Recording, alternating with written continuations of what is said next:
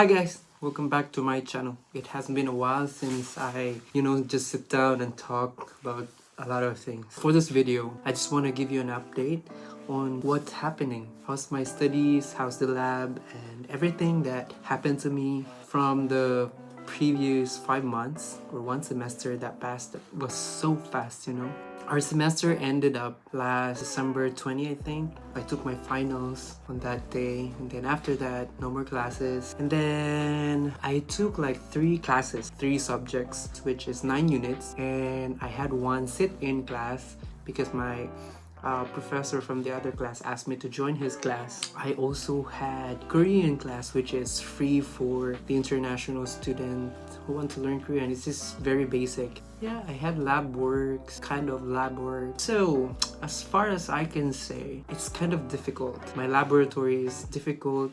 As you know, I'm a nutritionist. I don't have so much lab experience back in the Philippines, so it's kind of difficult for me to cope up with experiments, because basically in our lab, we do everything on our own. Do your experiment alone, do your studies alone, think of something all alone, so you won't be working with other people. And that's kind of frustrating for me because, as I've mentioned earlier, I don't have a lot of, zero, let's say, to be honest. I don't have research background in the Philippines. And I was expecting that someone can guide me or will guide me in the lab, which I was kind of disappointed because it didn't happen. So I have to think of a way that I can start with my lab and deal with my professors in, how can I say, calm way. Like, okay, so this video, just a disclaimer, I'm not damaging any reputations of any professors or any people in my laboratory or anyone. It's just how I felt, my experience. This is basically all about my experiences in the laboratory. So, yes, I've said earlier, nobody's guiding me in the lab, and it's kind of difficult for me to cope up because this is food science and technology, and let's say it's food engineering. So most of the articles I'm reading is like half engineering, biotechnology, and food science, which my side is only in food science, not even few percent of food science, which is kind of difficult. Like in general, it's so difficult. So yeah, so this is what happened. I'm struggling a lot in the lab. Because, again, as I mentioned earlier, everything is difficult. So it made me realize that I think this major is kind of not for me. So I've decided to change my laboratory, which means I need to change my department. And I've consulted that to my professor. So, I have been like considering it for quite a while.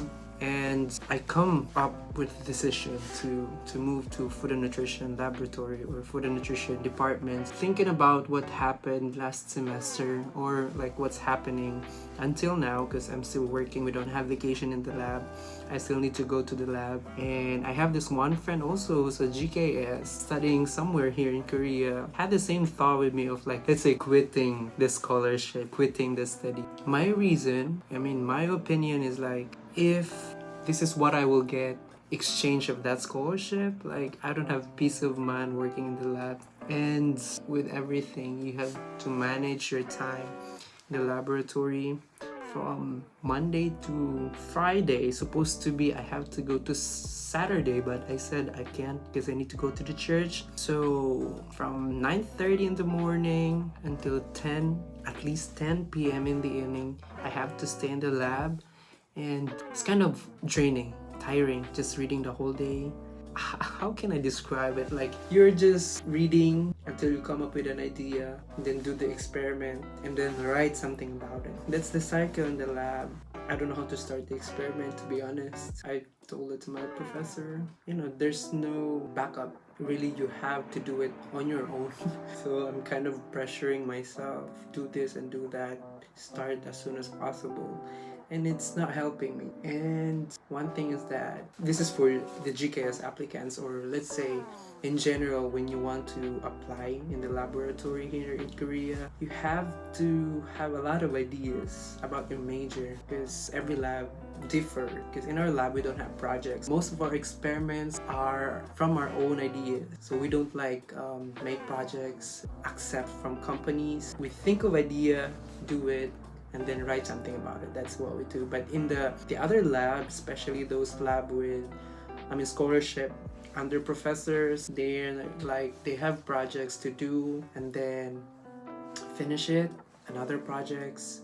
So that's what they do. At least they have like goals to finish, but for us there's really nothing. So everything is on our own. So yeah, when you apply, you have to consider what kind of lab you're applying and the language. If the professor can communicate well in English, that's a plus point. You have to consider that because it's very important, communication in the lab. And then try to find another country who speaks English and have a good culture. Study and working culture. Because here in Korea, you don't know this because they don't show it in the drama, something like that. They don't show the reality, but when you're in Korea, they work to die.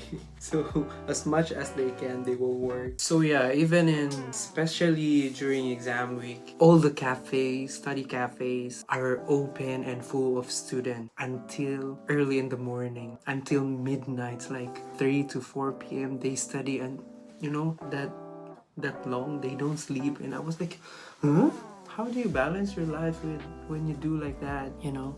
Not so good for me. I know I am grateful with this scholarship, but if it costs me my mental health, you know, my peace of mind, then I'd rather give up the scholarship and go back to what I do before. But thinking a lot of things, balancing a lot of things, considering a lot of things, of course I won't give up the scholarship easily, because I know I've invested also a lot of things, a lot of money, a lot of time, and it will be into waste if I would just give up. So I'm gonna give it more try. I wasn't able to transfer to another department in laboratory because of a lot of things that happened, and I have to stay in the lab for the rest of my studies here.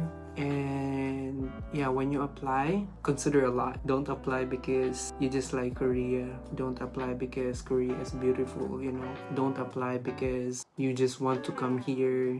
Don't apply if you're not ready, you're not prepared mentally, physically, emotionally. Yeah. And one more thing, professors here in Korea, I mean, let's say it's not just in Korea, but anywhere. But from what I've experienced, some professors here are very kind. Some professors are not. They're very mean, and I've experienced this once in my class. Like, one professor told me, "Oh, I'm so disappointed in you." And that's in front of my face, in front of my classmates, and I was like, what? Really? I never told you to expect a lot from me, and then you're telling me you're disappointed in me. Like, anyway, that is what happened. January and February will be the winter break, winter vacation, and I'm just also happy that I was allowed to go home. So I'll be going home this month for 16 days at least. So I hope I can have, like, you know, I can find myself again, fix myself again from all the brokenness in this study, you know, from all the crashing of emotions in the graduate school. I was like, can I really finish this? I'm like asking myself, will I be able to finish this one? And I was like, good question. Yeah, one more thing. If you can choose a major without laboratory, so much way better than working in the laboratory. But if you are really into research, then you will enjoy the lab. But if you're not, lab will be a burden. Another disclaimer, these are all my experience, okay? Every lab differs, so maybe the lab that you will be applying soon is good. So I don't know. This is just my experience. So I hope you can learn something from this experience and consider a lot of things. Yeah, see you again, guys. Thanks for watching. 감사합니다. Please don't forget to like and subscribe.